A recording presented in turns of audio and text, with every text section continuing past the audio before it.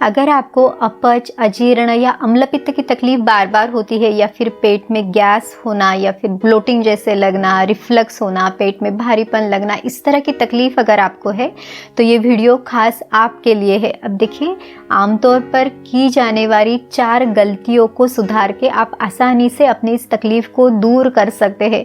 तो पूरी जानकारी के लिए वीडियो आखिर तक ज़रूर देखिए। और अगर आप चैनल पर नए हैं, आपने चैनल को सब्सक्राइब नहीं किया है तो सब्सक्राइब भी ज़रूर कीजिए ताकि आयुर्वेद की सही जानकारी आपको मिलती रहे। नमस्कार, मैं हूँ डॉक्टर रूपाली जैन और आयुर्वेद फॉर एवरीवन में आपका स्वागत है।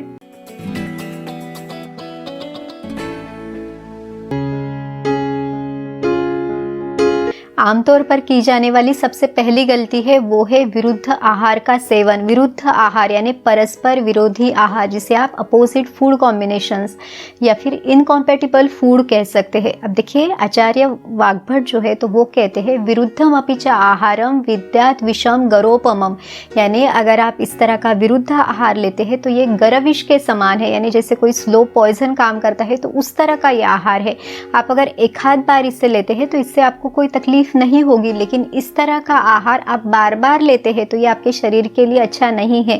शरीर में ये वात पित्त कफ का असमतोल करेगा, यानी इम्बैलेंस करेगा। शरीर में जो सप्त धातुएं है तो उनमें ये विकृति तैयार करेगा, अग्नि की विकृति होगी। और ये दोष धातु और ये अग्नि जब विकृत होगा तो शरीर में बहुत सारी बीमारियां होगी। आचार्य चरक ने जो विरुद्ध आहार है उसके 18 प्रकार हमें बताए हैं। हमने इसके पहले विरुद्ध आहार के बारे में एक डिटेल वीडियो बनाया है, उसकी लिंक भी डिस्क्रिप्शन बॉक्स में है, तो आप वो वीडियो भी देख सकते हैं। अब हम कॉमनली लिए जाने वाले विरुद्ध आहार के बारे में देखिए, काफ़ी लोग वज़न को कम करने के लिए शहद को गर्म पानी के साथ मिला के लेते हैं। अब जो शहद है उसके बारे में आयुर्वेद में स्पष्ट रूप से बताया हुआ है कि शहद को कभी भी गर्म नहीं करना है, ना तो इसे गर्म चीज़ों के साथ लेना है। तो शहद ये वज़न को कम करने के लिए बहुत अच्छी औषधि है। इसका लेखन कर्म बताया हुआ है, ये मेद धातु को कम करता है।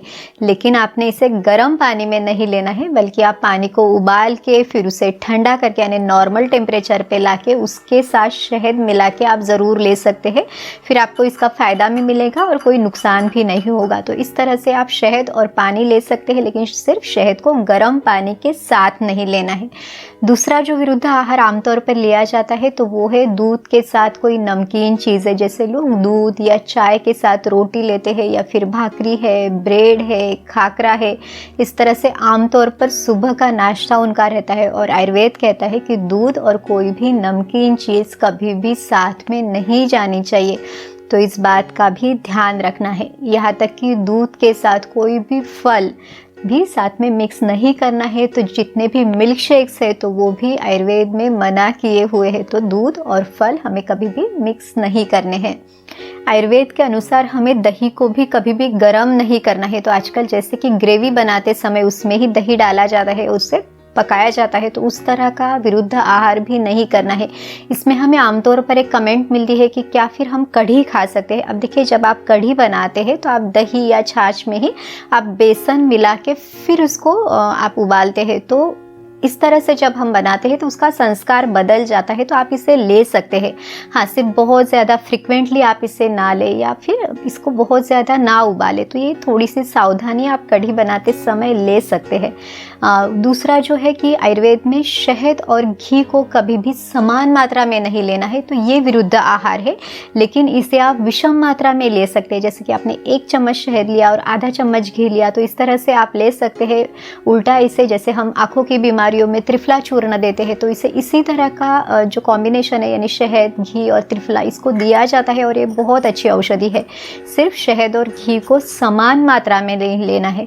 इसके अलावा जैसे कोई बहुत ज़्यादा ठंडी चीज़ है या गरम है तो इनको साथ में नहीं मिलाना है। जैसे आप बहुत ज़्यादा गरम पकोड़ा खा रहे हैं जिसमें मिर्च मसाले यानी बहुत ज़्यादा डला हुआ है, बहुत तीखा है, गरम है, और उसके साथ आप कोल्ड ड्रिंक पी रहे हैं, तो इस तरह का विरुद्ध आहार भी नहीं करना है। तो इस तरह से हमने थोड़ी सी सावधानी लेनी है ताकि आज के दौर में यानी प्रैक्टिकली भी हम जो आयुर्वेद में हमने जो विरुद्ध आहार के बारे में हमने पढ़ा है या जो चीज़ें हमें बताई गई है तो आज भी हम उसे प्रैक्टिकली फॉलो करें। दूसरी गलती जो आपको अवॉइड करनी है वो है अध्यशन। अध्यशन यानी जब आपको भूख नहीं है, आपको खाना खाने का मन नहीं है और फिर भी आप खाना खा लेते हैं। अब ये भूख क्यों नहीं है? क्योंकि आपने जो पहले खाया हुआ है वो अभी पचा नहीं है, तो दूसरे फूड के लिए आपकी सिस्टम, आपकी जो पचन संस्था है वो अभी रेडी नहीं है, तो उसको थोड़ा पहले वाला जो खाना गया है उसको पचाने के लिए समय चाहिए। तो इस तरह से आपने थोड़ी आपकी भूख लगने के लिए, आपका वो मन होने के लिए थोड़ा सा वेट करना है। दूसरा इसमें देखा जाता है कि कुछ लोग खाना खाते बराबर भी अगर उनका जैसे कि टेस्ट के लिए या फिर सामने कुछ बहुत टेस्टी चीज़, चटपटा सा कुछ है, जैसे समोसा है, कचौरी है या फिर भेल है, इस तरह की कोई चीज़ सामने आ जाती है तो उनका खाने का मन होता है और वो खा लेते हैं। तो ये भूख है नहीं, अभी अभी हमने खाना खाया। तो इस तरह से जब आप इसे लेते हैं तो उसे अध्यशन कहा गया है, यानी आपकी सिस्टम को ज़रूरत नहीं है फिर भी आप ले रहे हैं, तो ये भी आपके अपच, अजीर्ण या गैस का कारण होगा।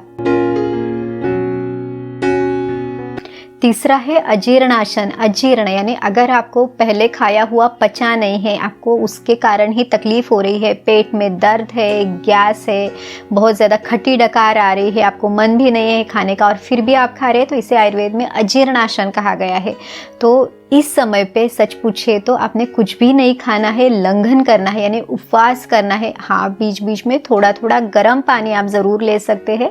ये जो गर्म पानी है ये वायु के अनुलोमन के लिए यानी उसकी सही गति होने के लिए या फिर उस फूड का अच्छी तरह से पचन होने के लिए आपको मदद करेगा।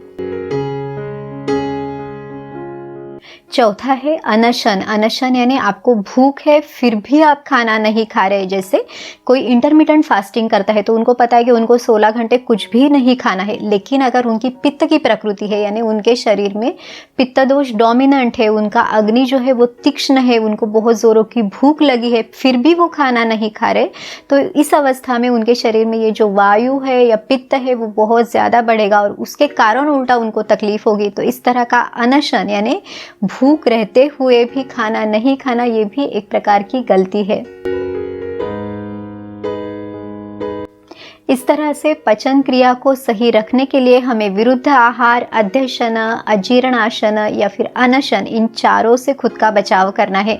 आयुर्वेद में कहा गया है हिताशी स्यात् मिताशी स्यात् कालभोजी जितेंद्रियम। हिताशी यानी जो खाना हमारे लिए हितकर है, पथ्यकर है। मिताशी यानी जितनी भूख है उससे थोड़ा सा कम हमने लेना है।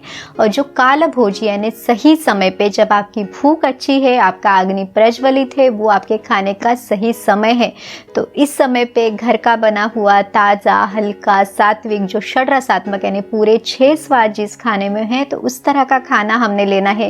रात का खाना जल्दी लेना है, जैसे 7 या मैक्सिमम 7:30 बजे तक ये रात का खाना लेना है। तो इस तरह से हमने इसे सही समय पे भी लेना है। तो अगर ये सभी नियम हम फॉलो करते हैं तो हम हमेशा स्वस्थ रह सकते हैं। उम्मीद है आज का ये वीडियो आपकी मदद ज़रूर करेगा। भविष्य में आपको कभी भी इस तरह का अपच है, अजीर्ण है या फिर कोई भी पचन संस्था से संबंधित कोई भी तकलीफ ना हो, इसलिए ये इन नियमों का पालन करना बहुत ज़रूरी है। तो आप भी इनका पालन ज़रूर करें और आपके अनुभव भी हमारे साथ ज़रूर शेयर कीजिए। अगर आपको ये वीडियो अच्छा लगा तो लाइक, शेयर और सब्सक्राइब कीजिए। फिर मिलेंगे अगले वीडियो में। आयुर्वेद को अपनाइए, स्वस्थ रहिए। नमस्कार।